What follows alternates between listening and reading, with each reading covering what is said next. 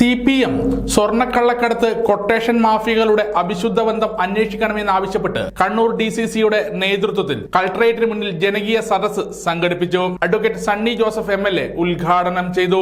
ഇത് കേരളത്തിന്റെ ക്രമസമാധാനത്തിന്റെ വിഷയമാണ്, കേരളത്തിലെ നിയമവാഴ്ചയുടെ വിഷയമാണ്.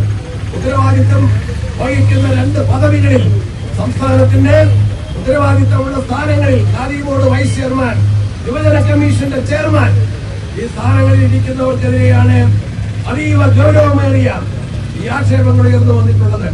അതിനെക്കുറിച്ച് MP ജയരാജൻ ജില്ലാ സെക്രട്ടറിക്ക് ഇന്ന് മിണ്ടാട്ടമില്ല. ഈ ടീമിനെ കുറിച്ച് നമുക്കറിയാം. P ജയരാജന്റെ ഈ ടീമിനെ കുറിച്ച് ജയരാജൻ നേതൃത്വം നൽകുന്ന PJ ആർമിയാണ് ഇന്നിപ്പോൾ റെഡ് ആർമിയായിട്ട് മാറിയിട്ടുള്ളത്.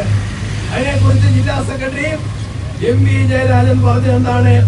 ആ വാക്കുകൾ ഒരു കാലത്ത് അദ്ദേഹം ജഡ്ജിമാരെ നികൃഷ്ട ജീവികൾ എന്ന് വിളിച്ചാണ് ആക്ഷേപിച്ചത് എങ്കിൽ ഇന്ന് P ജയരാജന്റെ കൂടെ നിൽക്കുന്ന ആളുകളെ MP ജയരാജൻ വിളിക്കുന്നത് എരണം കെട്ടവർ എന്നാണ് വിളിക്കുന്നത്. ആയുധത്തിലെ വിഷയങ്ങൾ CPM വിഭാഗീയതയിലേക്ക് കാര്യങ്ങൾ എത്തിച്ചിരിക്കുകയാണ്. അവിടെ മാത്രം തീരുന്നതല്ല, പാർട്ടി മാത്രം അന്വേഷിക്കേണ്ടതല്ല, നാടിന്റെ ക്രമസമാധാനത്തെയും നാടിന്റെ നീതിവാഴ്ചയും ബാധിക്കുന്ന വിഷയമാണ്.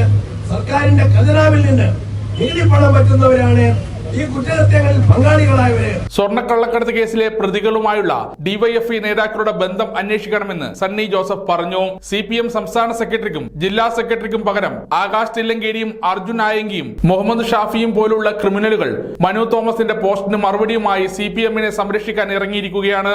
രണ്ട് പ്രധാന സ്ഥാനങ്ങളിൽ ഇരിക്കുന്നവർക്കെതിരെ മനു തോമസ് ഉന്നയിച്ച ഗുരുതരമായ ആരോപണം കേരളത്തിലെ നിയമവാഴ്ച ഉൾപ്പെടെ ബാധിക്കുന്നതാണെന്നും സണ്ണി ജോസഫ് MLA പറഞ്ഞു.